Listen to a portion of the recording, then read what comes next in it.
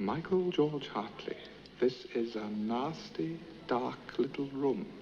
Lawrence of Arabia is regularly named one of the greatest films ever made. When it opened in December 1962, it ran 222 minutes, 3 hours, and 42 minutes of cinema. By the time it stopped showing in theaters a few weeks later, 20 minutes had been cut. By the time it appeared on television, years later, it was shorter still, only 187 minutes. For 26 years, audiences had never seen the complete film David Lean had made. The original screenwriter was blacklisted by the United States government and erased from the credits. The actor cast as Lawrence was not the actor Lean wanted first. An imam had to be present on set to monitor the recitation of the Quran. And when the film was finally restored in 1988, the surviving actors had to come back and redub dialogue they had originally recorded 26 years earlier. This is the production chaos behind Lawrence of Arabia. Lawrence of Arabia premiered at the Odeon Leicester Square in London on December 9, 1962. The film ran 222 minutes, a single intermission included. King Hussein of Jordan and the British royal family attended. The reviews were strong, but producer Sam Spiegel was nervous. He believed the runtime would damage box office performance. American audiences in particular were resistant to films over 3 hours. Known to the world. He was a poet, a scholar, and a mighty warrior. Within weeks of the premiere, Spiegel, without director David Lean's full consent, cut approximately 20 minutes of footage. The reason given was commercial. Shorter runtimes meant more screenings per day. More screenings meant more revenue. The cut version was the version released widely across the United States and Europe. The original 222-minute cut was withdrawn from distribution almost immediately. Most audiences who watched Lawrence of Arabia in the 1960s never saw the film David Lean had actually made. The cuts were strategic. Entire scenes were removed. Dialogue between Lawrence and Sheriff Ali was shortened. A subplot involving Lawrence's psychological breakdown was reduced. Scenes that gave context to the Turkish military officers were eliminated. Spiegel's argument was that these scenes slowed the pace. Lean disagreed, but had limited contractual authority to stop the cuts.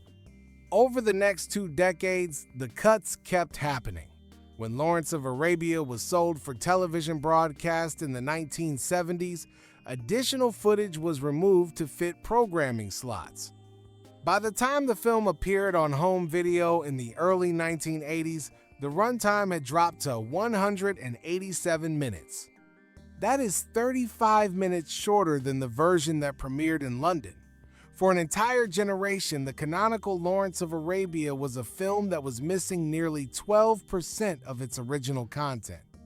Lean later described his loss of control over the cuts as, quote, "the greatest professional betrayal of my career." In 1988, film preservationists Robert A. Harris and Jim Payton began an extensive restoration of Lawrence of Arabia. With David Lean's full participation and approval, they recovered most of the footage that had been cut over the previous decades. They searched through Columbia Pictures archives. They found original camera negatives. They found 7 0mm prints in storage facilities around the world. The footage was there, but there was a problem. Much of the recovered footage had no audio. I'm going for a powwow with the general. I'm not asking as your superior, Lawrence. I'm asking as the secretary of this mess. We don't want chaps in here who should be on duty. The original soundtrack tapes had been lost, damaged, or simply never preserved alongside the picture. To restore the film as Lean intended, the production team needed every line of dialogue spoken, but they had only the visuals. They could not just edit silent footage into the restoration. They needed the audio. They had 2 choices: leave the scene silent or do something that had never been attempted at this scale before. The decision was made to bring back the surviving actors. Peter O'Toole, Omar Sharif, Alec Guinness, Anthony Quinn. All of them returned to a sound studio in 1988 to re-record dialogue they had originally performed in 1961. 26 years had passed. They were now older men. Their voices had aged. They had to listen back to their original younger voices and match the pitch, the cadence, the emotional energy of performances they had given as men in their 30s. Peter O'Toole reportedly joked when he finished his redub, quote, "Now I know how to read the lines. I'm going to give it to them." The man who gives victory in battle is prized. Watch closely in the restored version of Lawrence of Arabia and you can hear the difference. Certain lines have a subtle weight, a faint maturity that does not exist in other moments. Those are the lines that were redubbed in 1988. Audiences who watched the restored version were hearing performances delivered by actors who, in some cases, were older than the characters they were playing. Lawrence of Arabia had 2 screenwriters. Robert Bolt credited on every print of the film, and Michael Wilson uncredited at the time of release. The reason was political. In 1951, Michael Wilson had been blacklisted by the House Un-American Activities Committee for refusing to testify about his political associations. He was banned from receiving screen credit on American films for nearly a decade. By 1962, when Lawrence of Arabia was completed, the formal blacklist had largely ended. But informal pressures continued. Producer Sam Spiegel, concerned about American distribution and political backlash, chose not to credit Michael Wilson on the film. This was not an oversight. The same thing had happened 5 years earlier on Spiegel's previous David Lean production, The Bridge on the River Kwai, where 2 blacklisted writers, Michael Wilson and Carl Foreman, had been denied credit. That film won the Academy Award for Best Adapted Screenplay, and the Oscar went to French author Pierre Boulet, who had written the original novel but did not work on the screenplay. Wilson's contribution to Lawrence of Arabia was the entire first draft. The credit he never received was the most important credit of his career. David Lean later corresponded with Michael Wilson about the credit removal. In those letters preserved in archives and quoted in Adrian Turner's book, The Making of David Lean's Lawrence of Arabia, Lean placed the blame for Wilson's missing credit entirely on producer Sam Spiegel. Lean claimed he had wanted to credit Wilson, but Spiegel overruled him. Wilson accepted the explanation publicly. Tapas! What is your name? My name is for my friends. But many film historians have questioned Lean's account. David Lean had an authoritarian reputation on set. He was famously the kind of director who controlled every aspect of his productions, down to the credit sequence. Several biographers have pointed out that it is difficult to believe Lean was unaware of his own credits in the politically charged climate of the early 1960s. The truth may be that both Lean and Spiegel were complicit, and that Lean, after Wilson's death, chose to reshape the narrative to favor his own legacy. Michael Wilson's credit on Lawrence of Arabia was not officially restored until 1995, 9 years after his death. Peter O'Toole was not David Lean's first choice to play T.E. Lawrence.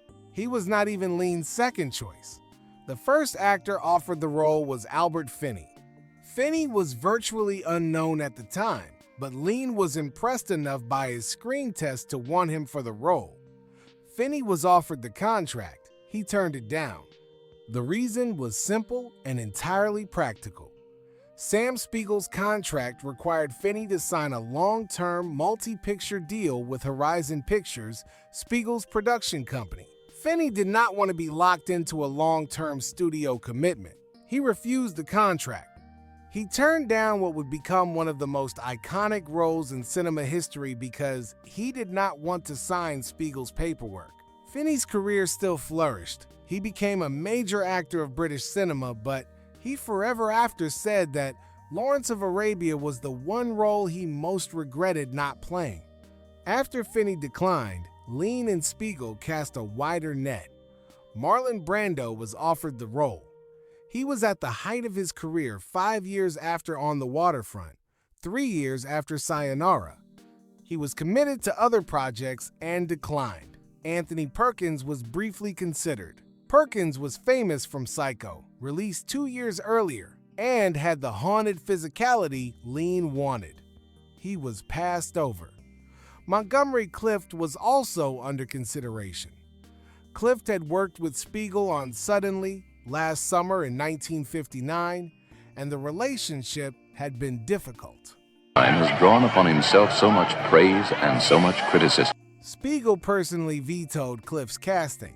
Alec Guinness, who had played Lawrence in the stage play Ross in London, was briefly considered for the role he had successfully performed on stage. Lean and Spiegel decided he was too old. Then Lean saw Peter O'Toole in a small British film called The Day They Robbed the Bank of England. He was, in Lean's words, quote, bowled over. The screen test confirmed it. Peter O'Toole was Lawrence. The role that would define his entire career was the fourth casting choice. One of the most famous edits in cinema history happens about 30 minutes into Lawrence of Arabia. In a darkened British headquarters, Peter O'Toole's Lawrence holds a lit match. He blows it out. The film cuts immediately with no dissolve, no fade to a wide shot of the desert at sunrise. The transition lasts less than a single frame. The effect is startling, hypnotic, transformative. In 1962, this kind of jump cut between completely unrelated visual contexts was not a Hollywood convention. It was a French New Wave technique, used in films like Jean-Luc Godard's Breathless.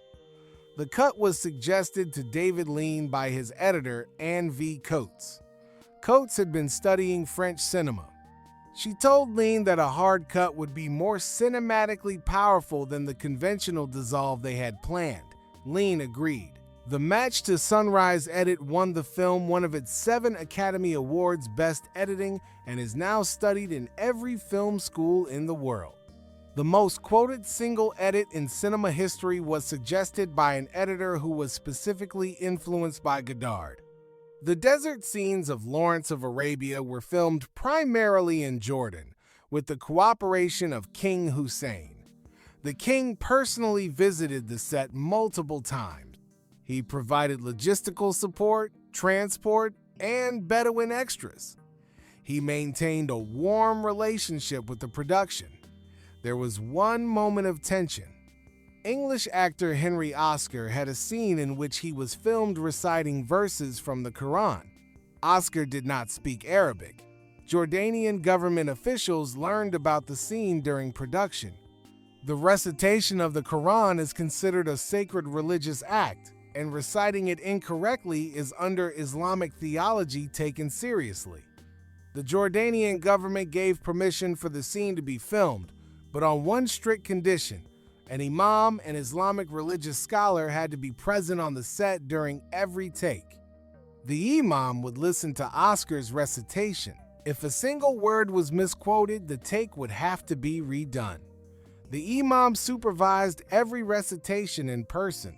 The scene that appears in the film was approved by religious authority on set in real time. The cooperation between the production and the Jordanian government, despite the political tensions of 1961, was unusually careful. The dramatic charge across the desert toward the city of Aqaba is one of the most famous sequences in Lawrence of Arabia. The actual city of Aqaba in modern Jordan is, by 1961, a thriving port city.